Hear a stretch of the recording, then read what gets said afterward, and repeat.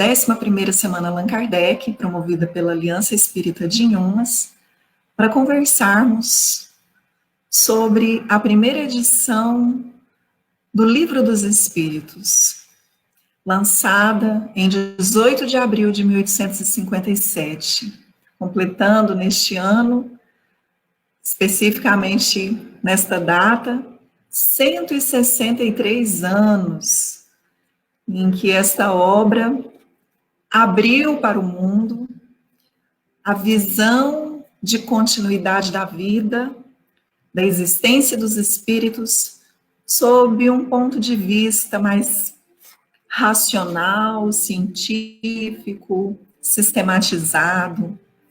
E para falarmos sobre isso e a importância dessa obra, fazendo uma busca em publicações sobre espiritismo e o Livro dos Espíritos, além do contexto espírita, tive uma grata surpresa de me deparar com uma publicação do ano de 2008, junho de 2008, da revista super interessante da editora Abril. Nesta revista, há uma matéria que tem o título bastante curioso, né, que desperta em nós a curiosidade para ler sobre o tema, que diz: Os Bastidores do Livro dos Espíritos.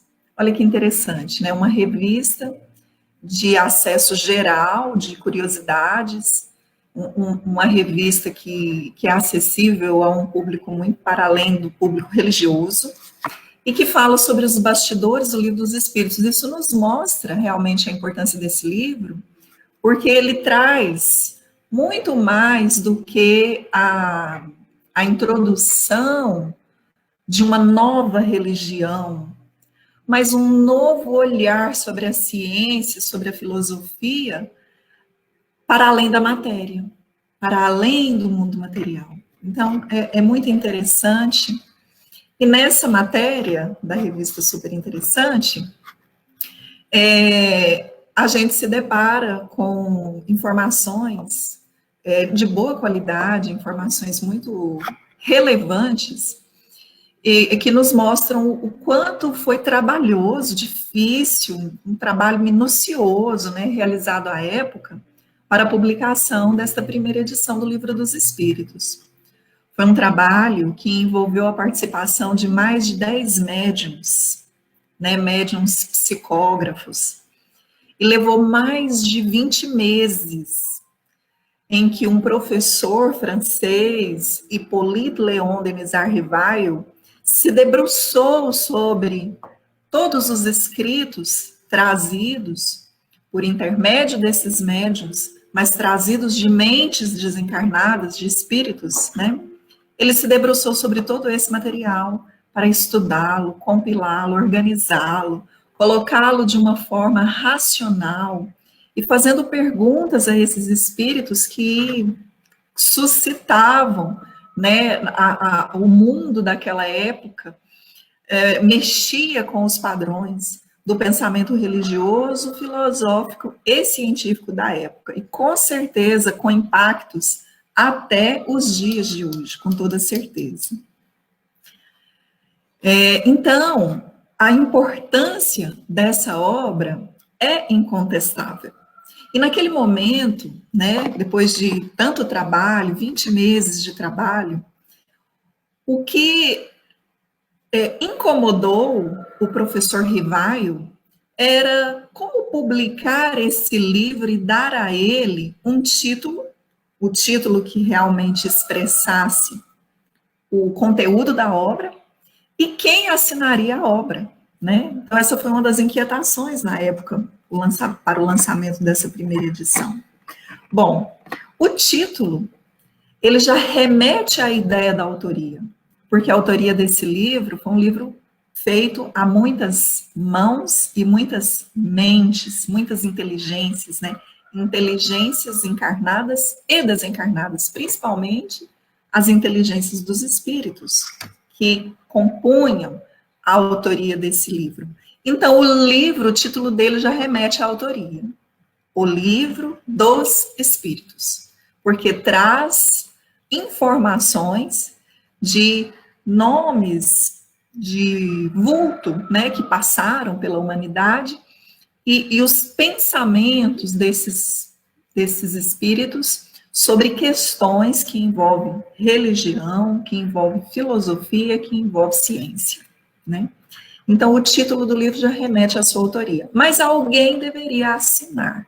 Quem assinaria a obra?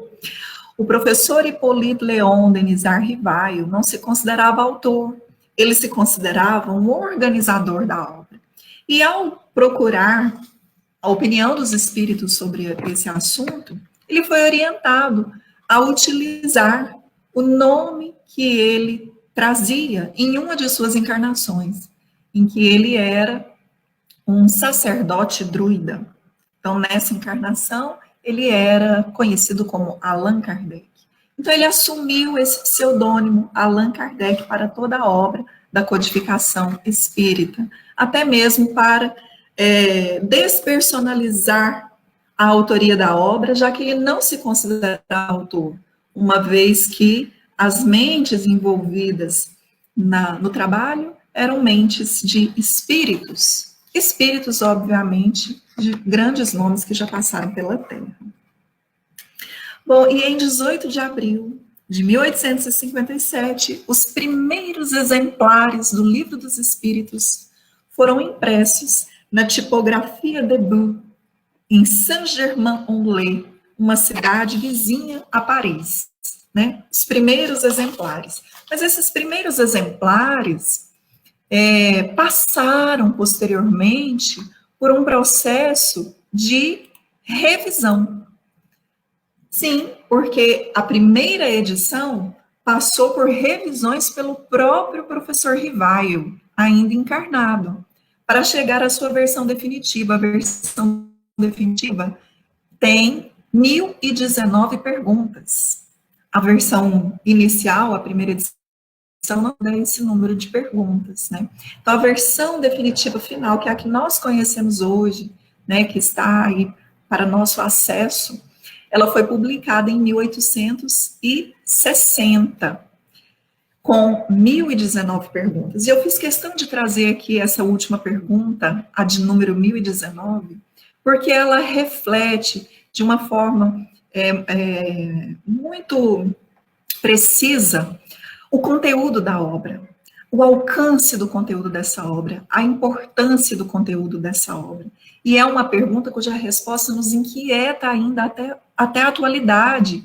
E de acordo com a evolução do ser humano na Terra, com certeza, o conteúdo dessa pergunta ainda nos inquietará por muito tempo, né? Qual seja? Pergunta 1019. O reino do bem poderá um dia realizar-se na Terra? Essa pergunta foi respondida pelo espírito que se denominou São Luís.